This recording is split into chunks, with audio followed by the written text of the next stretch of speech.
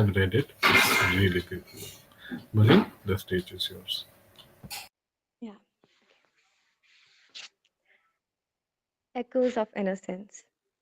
Let's take a nostalgic journey through the stories that defined my early years. Stories of friendship, discovery, and imagination. From the excitement of finding a nest on the riverbank and caring for the birds, to the unexpected adventure of creating a play dam and raising tadpoles in a flooded park. These tales capture the essence of youth.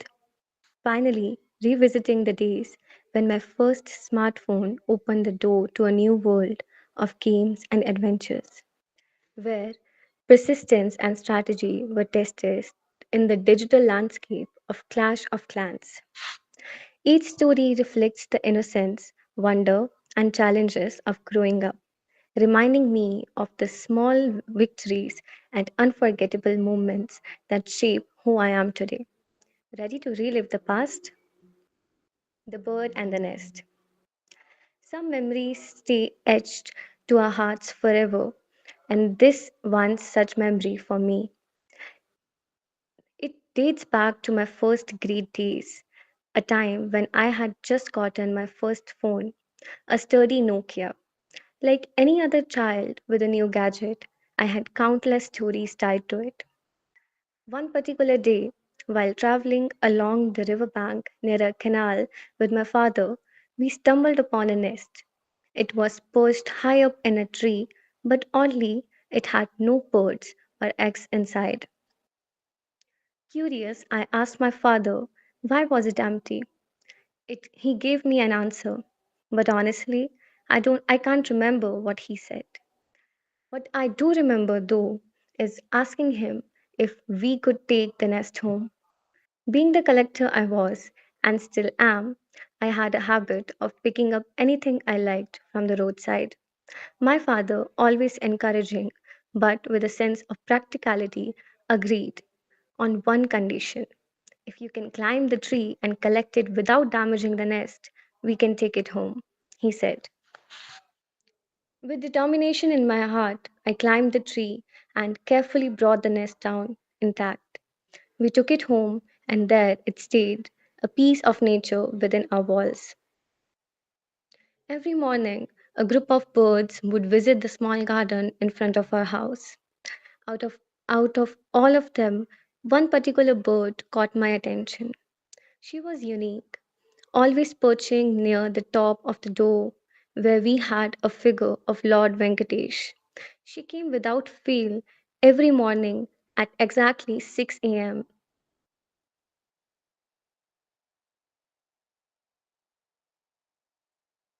I was fascinated. How did she manage to arrive at the same time every day?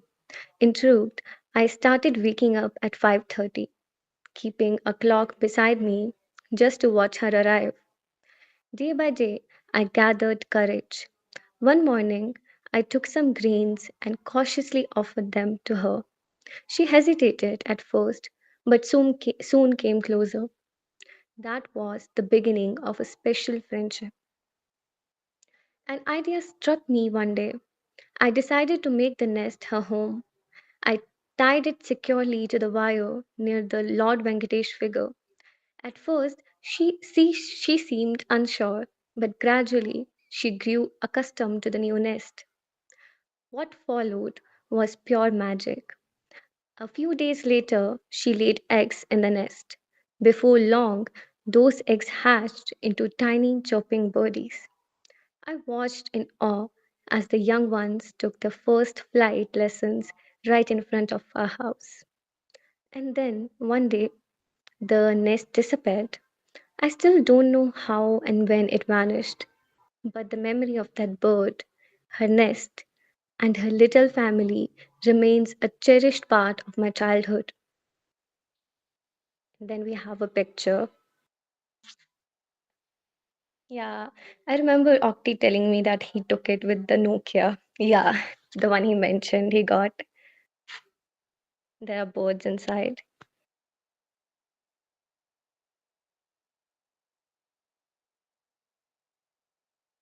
Yeah, it's so pretty. Yeah, let's move on. The frogs and the play dam. One sunny afternoon, when I was about 6 or 7 years old, I spent hours at the park, laughing and playing on the swings and slides. The park was my favorite escape, a magical place of endless fun and adventure. The very next day, however, a heavy rainstorm swept through the town. Rain poured relentlessly, and soon the park was completely flooded. Once the skies cleared, I rushed back to see what had become of my beloved playground. To my surprise, the entire area had transformed into a large, shallow pond. The usual paths and playground equipments were submerged, and water stretched as far as my little eyes could see. Looking at all that water, an idea sparked in my mind. I decided to build a small play dam to manage the water flow and create my own pond. With determination, I gathered sticks, rocks, and leaves and began constructing. My little dam wasn't perfect, but it worked.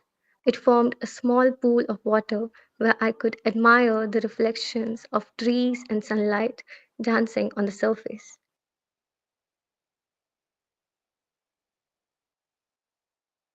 For 2 glorious days, I visited my tiny pond, thrilled by my creation. But on the third day, as I was checking whether any water was left in my clay dam, I noticed something moving. Peering closer, I saw them, 4 tiny tadpoles darting about in the shallow water. I couldn't believe it. They were so delicate, and I instantly felt a deep sense of responsibility for their care. Carefully scooping them up, I brought the tadpoles home and created a cozy habitat for them in a large glass bowl. I filled it with water, fresh water, rocks, and some plants to mimic the natural environment.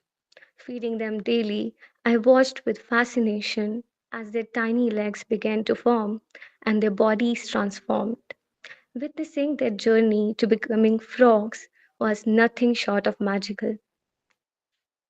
One day, I noticed one of the frogs had mysteriously disappeared. I like to think it had ventured off to find a safe new home. The remaining 3 frogs, however, grew into healthy young companions. I adored them so much that I decided to take them for walks, just like people do with their dogs. To make this happen, I gently tied soft threads around each frog's leg. The threads were loose enough not to hurt them, but secure enough to keep them close. With my frogs in tow, I wandered around the garden. They hopped happily, the threads trailing behind them. Passerbys often stopped to watch, chuckling at the unusual sight, and I felt a mix of pride and joy in caring for these tiny creatures. Even today, my relatives and neighbors tease me about my frog walking days.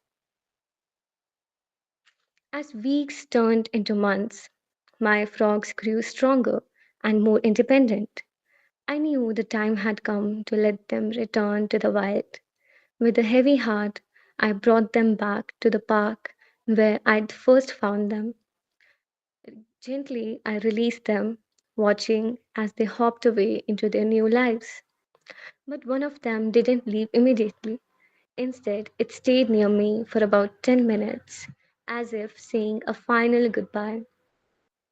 To this day, I visit the park occasionally, hoping to spot my old friends. And every now and then, when I see a frog that seems familiar, I like to imagine it's one of my 3 companions, thriving in the freedom and remembering the days when we walked together. The Clash of Dedication, a nostalgic journey. It was the summer of 2014, a time when smartphones wasn't just devices, they were portals to a whole new dimension. My parents had recently brought home their first smartphone, a gleaming Samsung Galaxy S4. To us, it felt like a piece of the future. The vivid screen, smooth touch, and endless possibilities left us in awe. Back then, I was just a kid immersed in the charm of 8-bit video games on an old console. The Galaxy S4, however, brought with it an exciting world I hadn't imagined.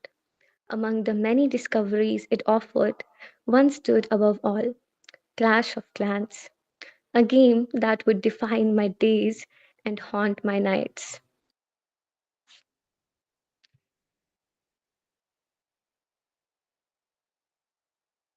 The struggle for the internet.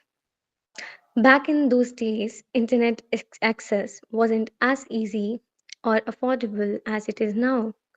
Data vouchers were costly, and convincing my father to get one was an uphill battle. I still remember how it all began. My friend had hyped me up Clash of Clans at school, painting vivid pictures of battles and kingdoms. With stars in my eyes, I begged my dad to let me download the game. After what felt like an eternity of pleading and promises, he finally gave in. Little did he know what he had just signed up for. The moment the game installed and that iconic startup tune played, I was hooked. My little pixelated village became my kingdom, my pride. Every cannon I placed and every town hall I upgraded felt like a step into a magical new world. The 3 a.m. dare. What began as a casual interest quickly turned into an obsession. Clash of Clans became more than a game, it became my escape. I found myself sneaking out of bed at 2 or 3 a.m. just to keep my builders busy or plan a raid. But my daring escapades came to a cost. One night, half asleep and careless, I opened the game without turning off the sound.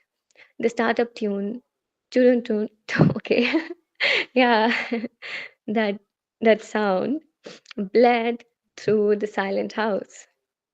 I froze, my heart racing. Moments later, my father stormed into the room, his face a mix of fury and disbelief. There was no escape, the lecture that followed. And let's just say the next day was far from pleasant. Still, my dedication didn't falter. I managed to strike a deal with my dad, convincing him to leave his phone at home during the afternoons while he was at work. Those precious hours became my golden opportunity to strategize and raid in peace.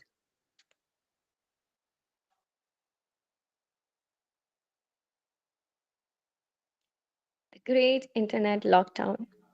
Eventually, my father realized just how consumed I was by the game. Concerned about my addiction, he made a dramatic move. He cut off the internet. My world came crashing down. But I wasn't one to give up so easily. A few blocks away from our house was a movie downloading center, one of those local hubs where people got films and music loaded onto the USB drives. With a hopeful smile and the best cute kid act I could muster, I approached the owner and asked for the Wi Fi password. Amused, he proposed a deal. If you can 3-star my Clash of Clan base, the password is yours. The challenge was on. My hands trembled as I deployed my troops with precision, carefully strategizing every move. When the dust settled, his base lay in ruins, and I had my 3 stars. True to his words, he gave me the password. Back home, I found a spot on the stairs where a faint signal bar of Wi Fi signal reached. It was enough to keep my village alive and thriving. A childhood worth remembering. Looking back, those days were a mix of struggles and small victories, of sneaky adventures and hard lessons. The thrill of sneaking around, the heartbreak of losing access to the game, and resourcefulness I developed to keep playing. They defined a part of my childhood that I wouldn't trade for anything. My father's strictness and the obstacles along the way taught me persistence and creativity. The joy of conquering a base, the pride of upgrading my village, and the sheer fun of it all remain etched in my heart. The world has moved on, and so have I. But every time I see a Clash of Clans icon or hear that familiar tune, I'm transported back to those days of innocent mischief and relentless dedication. Yeah, a little above, more above. Yeah, yeah, here. Those days may never return, but the memories will always remain. Conclusion. A glimpse into the past. Childhood is a treasure chest of memories. Each story a precious gem that shapes who we are today. Whether it was the thrill of befriending a bird, the joy of raising tadpoles, or the relentless determination to keep a virtual village alive, these moments remind us of simpler times filled with wonder and adventure. This event, a page from childhood, is more than just a collection of stories. It's a celebration of those fleeting yet unforgettable days that shaped my imagination, resilience, and spirit. As I revisit these tales, I find myself smiling, grateful for the experiences that made my childhood so unique. Here's to the moments we hold close to our hearts and the memories that remind us of the magic of growing up. It's your Sreekar, lovely octopus, signing off. Bye, guys. It was so lovely. It was lovely indeed, and indeed he is our lovely octopus. Yeah, true. Yeah, yeah, yeah. Bhadra had raised her hand, and Bhadra No, has no, joined. no, no. That was by mistake. That was But by mistake. Bhadra deserves a little bit of pitai. Bhadra, you know what pitai is, right? Yes. Yes, she deserves a little bit of pitai because, well, she joined late, and I remember she was interested in involving herself in this story, but alas, she couldn't join. But we'll make sure, Bhadra will definitely share the file with you, okay? And we would, if it is possible for you, convenient for you, we will ask you to read it out and send it in the podium whenever you are free, okay? Would that be cool? Yeah, that's sweet of you. And that's not at all anything. It is totally your thing to do. Okay, you had shown interest a long back, so yeah. Thank Yeah. you very much. And Berlin, oh my goodness, you should read more often. I don't know why you don't read. You have the reader's voice, and I don't know, there's some sort of a warmth in your voice, and it is very organic and very seamless. The way you read it, you were not, it was effortless, Berlin, and I feel you should read more often. For real, I mean it, brother. I mean it. Thank you, brother. Thank you so much. Like, you can actually keep everyone hooked on to the tale from the beginning to the end, and you have that warmth, like, see, I'll say something, I don't know if you guys agree to it. There's this saying that every guy should have female friends, okay? Because male friends are perfectly fine, okay? Male friends are cool, that is there. But female friends provide you with a perspective, a warmth that you won't get anywhere else, not even from any other female, be it your mother, your sister, or your girlfriend, whoever it is. There is something that you can only get from your female friends. And I feel, the way Berlin read it, that is actually a tribute to all the, I don't know if it makes sense, but it is a tribute to that female warmth that every guy deserves in their life. So thank you very much, Berlin, for reading it out. It was actually my pleasure to read this. I mean, I remember Octi has told me these stories separately, and I felt these were so adorable and just pure and that innocence. And yeah, yeah, it is my pleasure to read it actually. Absolutely, absolutely. I remember Octi had sent this thing in the group and we had read it on our own. And as Berlin mentioned, this story, I mean, of course, this is an anecdote. It's a bunch of anecdotes actually. And so, there's I would like to talk about this one line that uh, Octi has mentioned, and I think we were also talking about it while reading Wise's submission, right? So there's this part. Where is it? Yes, that. So looking back, those days were a mix of struggles and small victories, of sneaky adventures and hard lessons. The thrill of sneaking around, the heartbreak of losing access to the game, and the resourcefulness I developed to keep playing. They defined a part of my childhood that I wouldn't trade for anything. And that is such a beautiful line, guys. This particular word, resourcefulness. Let's be, so first of all, let's be honest, okay? All of us, I can see that, 10 people are here, including me, right? All of us have got some sort of a luxury and some sort of a privilege in our life because of which right now we have an internet connection and we have the time to join the session and talk about literature, talk about writing, talk about books. So we do enjoy a certain amount of luxury and privilege, right?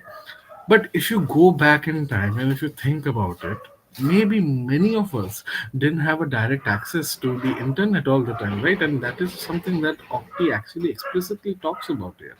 The great, see, this particular part, the great internet lockdown, right? He goes to this movie downloading center. And do you guys remember those places where you could go with your memory card, right? And you could get wallpapers and games installed in your memory card, and then you can play those things. I remember going to this very shady, and when I say shady, I mean shady, not Berlin. Okay, so I remember going to these shady shacks and getting games installed in my mobile phone. I remember playing Doom for the very first time on my mobile phone. I didn't know what Doom was. I mean, I knew what Doom was, but I had never imagined that I would be able to play on my. Of course, it was not my mobile phone because back then, children and kids they didn't own a mobile phone. Every family had one. So it was a family's phone. It had a VGA camera. Sorry, it had 1.3 megapixel camera. ये कौन सा डूम है? Yeah, bro, this is the original Doom only, but it was sort of encoded to be played on Nokia ka mobile phone. Yeah, I think I've played that one in early times. The scene starts like the character starts from I think it was a alley or something where it walks. It is supposed to walk inside a big building Yeah. which had a long big hall, and Yes, when there you were when halls you and turn everything. right, yeah, when Yeah. you turn right, there was lava on that part, Yes, and there yes, was yes, a gun on the end, and the yes. evil people comes from behind. Right. You're absolutely right. Imagination के कारण ही इतना है, असली में कितना था 240 by 160 pixel में. True true true true and उस वक्त वही कितना इंटेंस लगता था, भाई राइट? कुछ वही डिटेल नहीं है उसमें, ना, बस बॉक्सेस हैं, राइट, इट वाज लेकिन ब्यूटीफुल. इमर्सिव लगता था वो. काफी immersive था. And guys, I would also like to mention Adarsh here is one of the most creative people I have not only seen in this degree, but he's like in my whole life. Okay, so if you get to know Adarsh more, you will see how creative he is. He just, if I hope Adarsh won't mind, but guys, just for an example, this guy watches DIY videos, and right now he's doing woodwork. You know what woodwork is? ये लकड़ी से छोटी छोटी चीजें बना रहा है.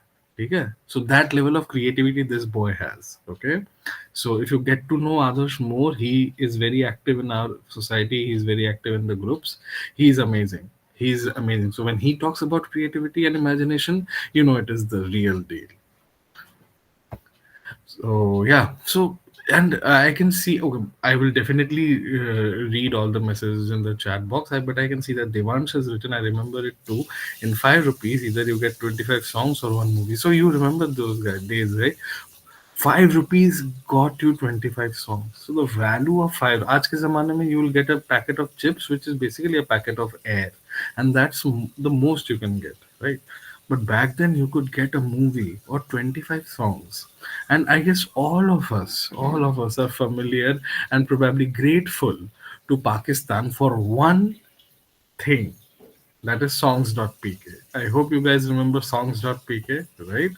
So yeah, I can see Berlin and Octy. Yes, they remember. Was it actually from Pakistan? Yes. So like dot in is India, right? So dot pk is actually Pakistan. Oh, I never realized that. Mm-hmm. Many websites were Pakistani websites back then. I remember Samsung. And there was this other website, of course, it was not Pakistani, but waptrick.com. I don't know if you guys have accessed Waptrick ever, right? Also, webking.com, something like Right, right. So these WAP sites were there, WAP King, WAP Trick, and many more, where you could download free games, and back. And I'm talking about like Java phones, guys, Java and Symbian, because back then it was Nokia, right?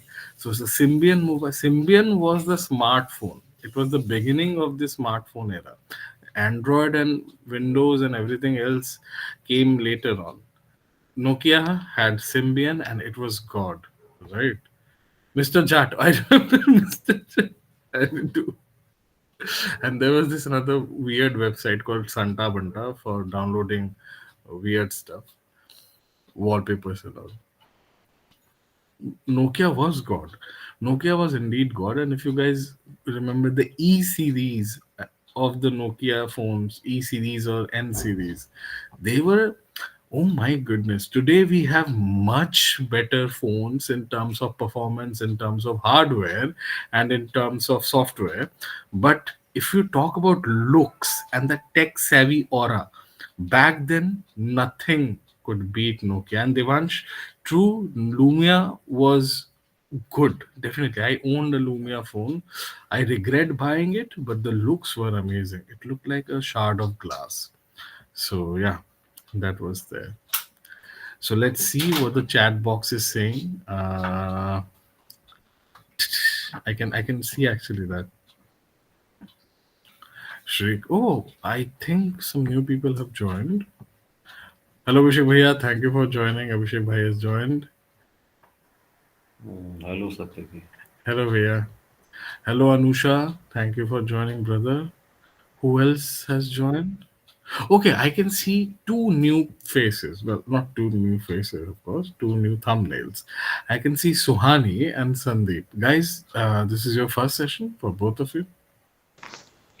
No, no, this is not Yes, my yes. first session, but I joined sometimes, not very frequently. Welcome. Okay, Suhani has joined it previously, and Sandeep, this is your first session. Yes, my first session. Okay. It's great to have you guys here. So, could we get a little bit of introduction from you, Sandeep, if you don't mind? Yeah, I'm Sandeep. I'm working in Bharat Electronics. So I'm a working professional who is doing this course as of now. I am electronics engineer. So my profession is about defense electronic systems, project manager. So that's about me. Okay, that's good. And Sandeep, where are you from? And if you don't Yeah, mind. I'm from Maharashtra, presently working in Andhra Pradesh, Visakhapatnam. Okay. Yeah, yeah. And are you into books? Do you read? Yes, I read, but more of them are most of them are like professional things, or let's say I mean not fiction, Okay, not much of okay, fiction, you can say. okay, Though I okay. like it, but I have never explored fiction so much. Right, right. Understandable, understandable. I'm glad that you joined, brother, and let's hope that you will be joining regularly, and maybe you can develop a taste for fiction as well. Yes, Right, sure, with sure. us. Yeah, Yeah, yeah. yeah, Thank you for joining. yeah. Thank you, thank you. Thanks. And coming to Sohani, because I'm really sorry, brother, but I don't remember when was the last time you joined. I'm really sorry. Would you mind giving a little introduction if it is okay with you? Yeah, I'm in my second year and I'm a diploma student. I'm doing a side degree of BBA along with this, and I'm from Rajasthan. Okay, thank you. Thank you very much for joining, Sohani. And we really hope that you, just like Sandeep, would be joining us regularly. And yeah, so I'll just give a walkthrough of what we do in the reading sessions because Sandeep is a brand new person here. So basically, the society, Sahityika, the literary society, we have been active for 3+ years now. This year we'll turn four, and we are one of the oldest societies in this community. And as the name suggests, we do everything that is relevant and related to literature, be it books or writing, and recitation and oration as well. So, talking about the reading sessions, we have been conducting these sessions since the commencement of the society, and well, it has been more than 3 years now, and we have actually covered more than 70 pieces of literature, including novels, novellas, long stories, short stories, and we actually don't limit ourselves with any sort of constraints on language, right? And so we read everything because our community is very vibrant, and we know and we have people who know at least a diverse pool of languages. So language has never been a problem. We also read every form of literature, and we don't stick to just the old sort of hardbound books, but we also go ahead with graphic novels and mangas as well. So I think the last manga that we had read was Hellstar Remina. So if you guys are into mangas and graphic novels, this is the right place for you as well. And yeah, so the reading session, this was previously a regular thing, but now that academic, yeah, we do, Mehul, we do. Since you have joined recently, so you probably have not, but surely we'll soon bring another manga. The last one that we did was Hellstar Remina, and I'm actually planning to get something very obsolete, which is not very well known. I have a few titles in my head. Let's see if we can bring in those. Okay. When we read manga, it's a little bit different. It's not like page by page we read. We sort of discuss each panel, sort of elaborate on that. But it has been a good experience as of yet. So let's hope it will be good down the line as well. And yeah, speaking about the reading sessions, we used to conduct these sessions regularly. And now that the academic pressure is a little too much, we conduct them on every alternate day on Mondays, Wednesdays, and Fridays. Okay, we are actually planning to increase the frequency again, but let's see what goes on. And the reading session spans for 2 hours. The first hour is totally dedicated towards reading whatever is in our hand, and the next hour is dedicated towards discussing and dissecting what has been read. Right.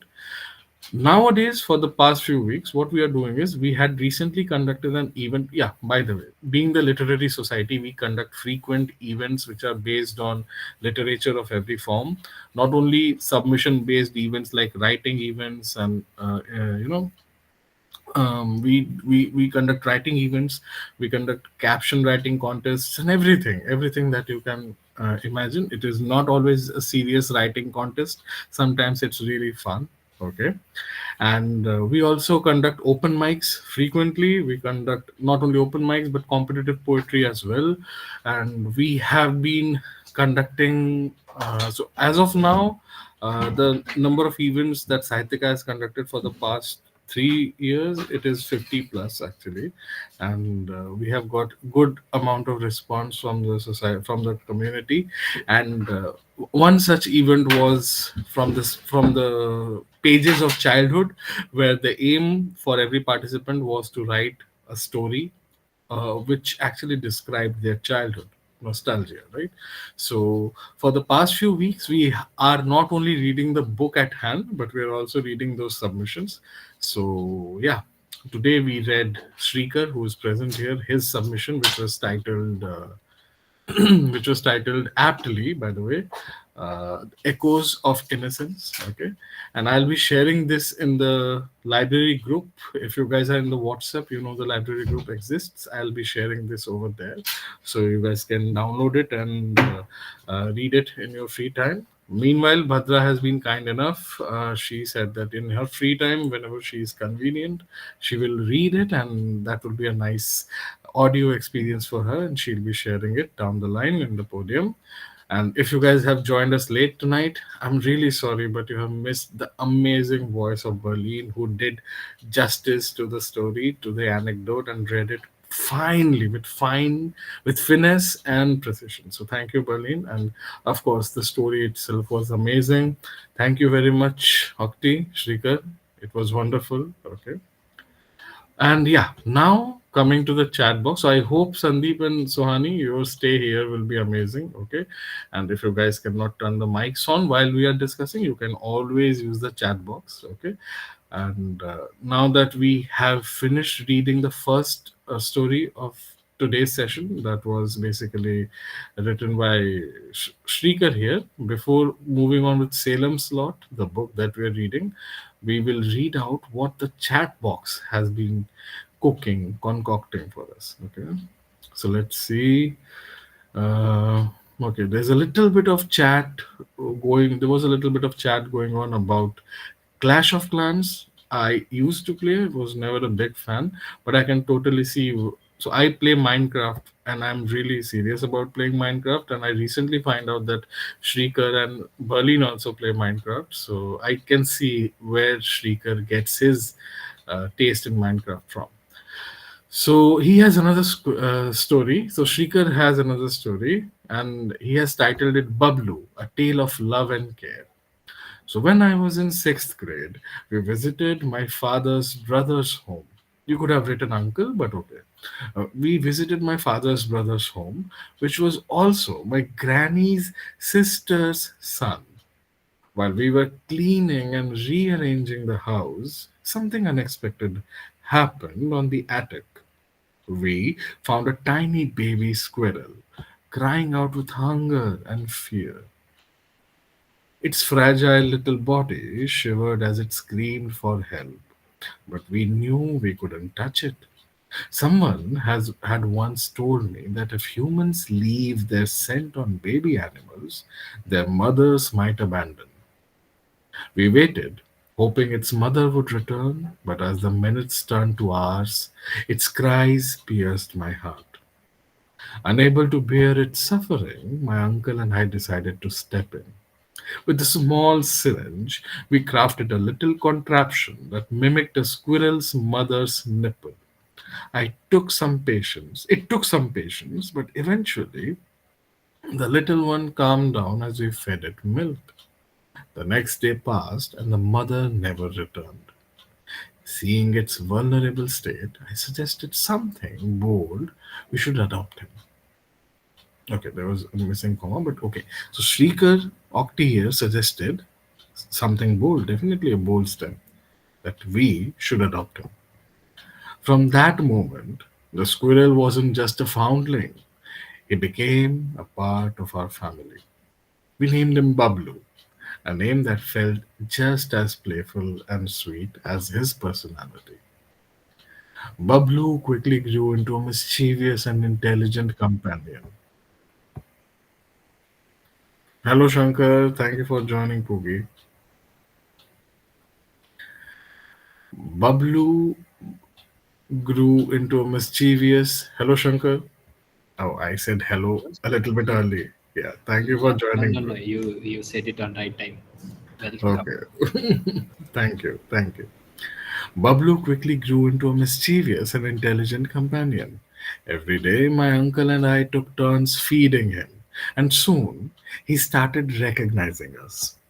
He would dart towards me whenever I visited, climbing up my arms with his tiny paws, his bright eyes sparkling with joy. Bablu wasn't just any squirrel, he was special. And Bhadra has given hearts, rightly so. And then Shrikar continues. He learned tricks like jumping through small hoops we made, hiding peanuts in the most unusual spots, and playfully nibbling at our fingers. His antics brought endless laughter into our home. And then Devansh has talked about how Berlin had been a good orator. Bhadra agreed to him. And then Shikha continues. Shadow has given some gleefully confused looks. Then Shikha says that one day life threw us a curveball. An emergency required us to leave town, and we couldn't bear to leave Bablu behind. So we made him a cozy little apartment using boxes, cloth, and other materials. We loved it. He loved it, sorry. Why would we love it? He loved it. When the time came, we took him with us on the train. Passengers were amazed and delighted by the sight of this friendly little squirrel peeking out of his box, his tail flicking excitedly. As time went by, Bablu matured, but he didn't grow distant. Instead, he surprised us one day. He brought home a companion, a shy little female squirrel. Oh, that is sweet. He gently coaxed her to trust us, and soon she began to visit too, no longer afraid of our presence. So we can say that Shrikar was a brother in law way before he was grown up. Bablu had found his soulmate, and we couldn't be prouder. Watching the two of them scamper around together felt like witnessing a love story in the truest sense. Eventually, the day came when they both left to start their own family in the wild. Balina said, "Oh," and then Shika continues. Though the house felt emptier without him, Bablu left behind a legacy of love, laughter, and unforgettable memories.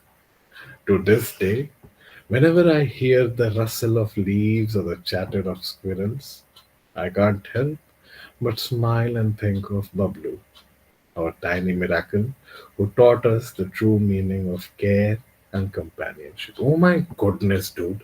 What are you? Are you R.K. Narayan resurrected? Oh my goodness, how do you write this stuff? ये बहुत खतरनाक लिखा है. Seriously, bro, कितना खतरनाक लिखा है ये इसने. Oh, is it written by somebody from our group? Bro, it is written by Sreekar Octy. Oh, Octopus Boy. Wow, Yeah, wonderful. exactly. Exactly. He doesn't have eight limbs, bro. He have eight brains.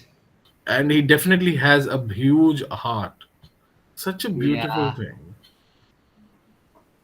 Oh my God. I thought you were reading somebody's story. Yeah, Like, we will definitely go ahead with that also. Okay, but today what we are doing, we decided to read what Shrikar had written first, and then we will move to Salem's Lot. But oh my goodness, he writes like R.K. Narayan. I don't know, dude. It is वही वो बढ़ा चढ़ा के नहीं बोल रहा है, सच में वो Satyaki, कहीं पे you are पोस्ट missing करने लायक. tax, what, bro? tax. You were Oh, facing somehow. yeah. Sorry, I forgot about the tax. You are also good, Shankar. You are also amazing. Good. Thank you. Yeah. And for the new people who don't know, well, Shankar is a bully, and whenever you praise someone, and if Shankar is present, you have to praise Shankar as well. But there's a catch to it. If you're abusing someone and Shankar is present, you get to abuse him for free as well. Yeah, it makes sense. Everything is balanced as it Yeah, should be. yeah. Like this is a very fragile ecosystem, and we tend to make sure that things are on par with each other. Equilibrium exists. Devansh has said that Shrikar, your story reminds me of a story I read in childhood, Gillu, by Mahadevi Vermaji. I have surely heard of Mahadevi Vermaji, of course. I don't know about Gillu, so Devansh, I would request if you could share the story Gillu in the Writers Cafe. Okay, and Octi, please share the Bablu story in the Writers Cafe as well. Okay, or I'll bash your head. And Mehul is saying he's Bablu, but he left. Okay, so did Bablu actually. So yeah, Adarsh is definitely awestruck and said, "Wow," and Barleen said, "Yeah, true." And okay, that was the point when we were talking about mobile phones, Symbian phones, in old days when we could go to small shady shacks and get our phones stuffed with ringtones and wallpaper and games. And that is what the story Echoes of Innocence, written by Shrikar, is all about. Right? Adarsh is an amazing photographer too, that Shrikar has mentioned. Absolutely. Mehul is sad that even Bablu had a girlfriend. No problem, Mehul. Shrika is smiling because he doesn't have one. And Mehul says, when I clicked the photo of the squirrel, they were actually true. Okay, okay. I guess Mehul is on something. Then we were talking about songs.pk, and Berlin said, I didn't know it was from Pakistan. Yeah, it was indeed. And there was a little bit of discussion regarding Symbian phones, and there was some hello, hi. And what else? What else? What else? What else? Okay, Abhishek Bhai just came from office. That is why a little bit delay. Mehul had asked about mangas. You wonder, Adarsh had cheekily asked, I wonder which genre it will be. Adarsh very well knows which genre I'm going to bring. No, Right, no, no. I actually, right. I didn't assume anything. I was seriously asking which genre. I will try bringing in something thriller and horror. I would definitely bring thriller and horror. Yeah, just like last time. Yeah, just like last time. Maybe a little bit more of Junji Ito, maybe, or somebody whom Ito actually idolizes. So maybe yeah. Mehul had said Okay, goodbye. guys, I'm really sorry. I had to go. I have to go. Okay. Okay, okay, Shankar. Okay, I'll text you, bro. Okay, I'll text you after the Bye. session. Bye. Take care. Take care. Yeah. Okay. So Shankar Pooki has left. So has Mehul, I can see. And Rohit has asked Shrikar to send the story. Shrikar, do send it in the writer's cafe. Okay. Bhadra is saying, shall I say something before going to Salem slot? Please, please, please, please. Go ahead. Go ahead. Okay, so some of you guys might be knowing Sreekar from the Sahitika group, and some other of us know him from another group, which is about animals and stuff. And for those people who aren't there, and those people who didn't notice all those conversations going on, let me tell you, there is a speculation that Sreekar is actually a Disney princess. No, we are not making fun of him. It's because you will be in A once you hear the stuff this boy does. You know, I assume that Sreekar has no problem with me sharing all those things. Is it okay, Octi? Oh, okay, let me tell you. This boy, he he literally took a mantis, to, kept it with him in a plastic bag, and took it out with his hands in order to take its photos. It's something that I can't ever imagine doing, touching an insect, keeping it like that, and he did that. Also, the photo he took of that is top notch, are top notch. And then the other day, a butterfly sat on his palm. And let me tell you, I have been trying to do that, trying to make butterflies sit on my finger unsuccessfully over the past several months. And this guy did with almost no effort. That butterfly sat on his palm for a lot of time, and he even kissed the butterfly. Imagine kissing a butterfly, something as delicate as that. And it sat on his face apparently before flying away. And the other day, he sent a photo of several geese, and and the wings of one was outstretched, and it was coming towards the direction of the camera. And he told that goose literally went over to him and hugged him. So I guess there are several more stories that I can't remember right now. Oh, I think we have read the story of that sunbird, right? Yeah, these are the things that I could remember now. Even though he is an octopus, he has a very good relationship with every other creature on this planet. That is something not everyone can manage to do. Even though they love nature so much, or even though they are even though they are huge conservationists or whatever, maintaining this connection with nature, having this aura is very, very rare. We have read the stories of Jane Goodall and have been in awe, but how many of us? Oh, I didn't know that such a boy exists among us, and every day I think of all this.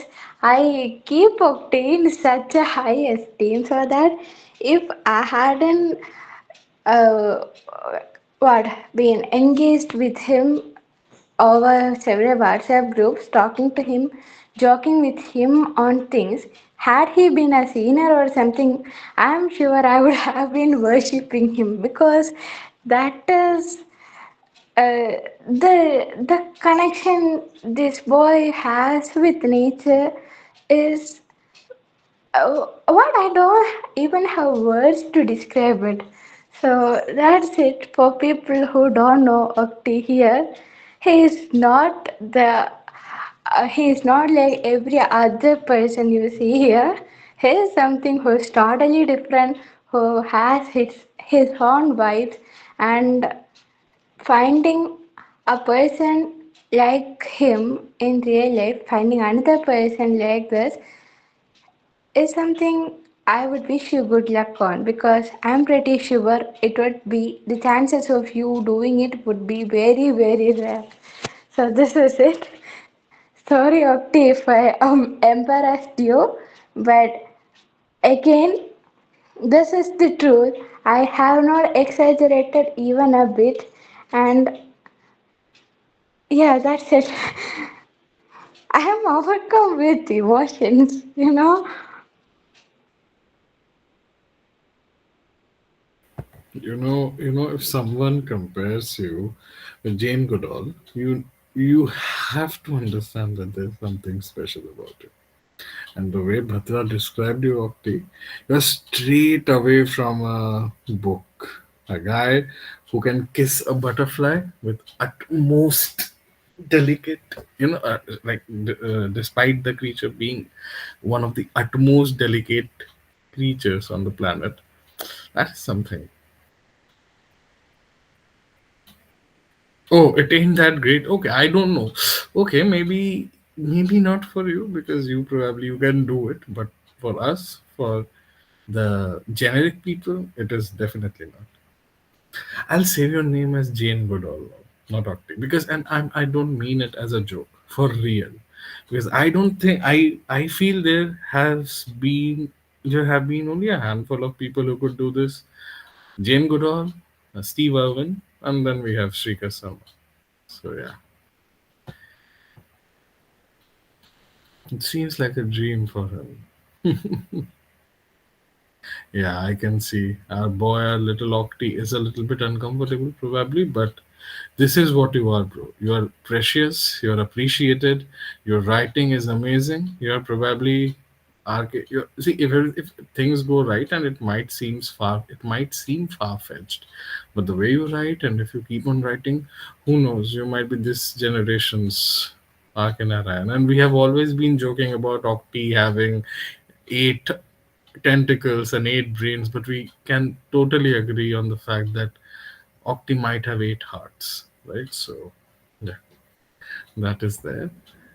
And thank you, Shrikar, not only for writing, but also for being what you are, a great man. Okay. So, on that note, we will be ending this particular part of tonight's reading session where we read the submissions from, oh my god, Shadow, Rohit. Can you guys just stop being yourselves for a while? And yeah, so we will be, yeah, bye, Adarsh. Good night. And we will be stopping this part of the session for a while now. And then we'll move on to Salem slot. And yes, definitely, Badra, thank you very much. Thank you very much for that beautiful thing, for those beautiful lines that you said about Octi. Okay. And yeah, amazing session. Indeed, indeed, Adarsh. So we will be ending this part of the session. The session has not ended, of course, and we will be soon starting with Salem slot. Okay, thank you.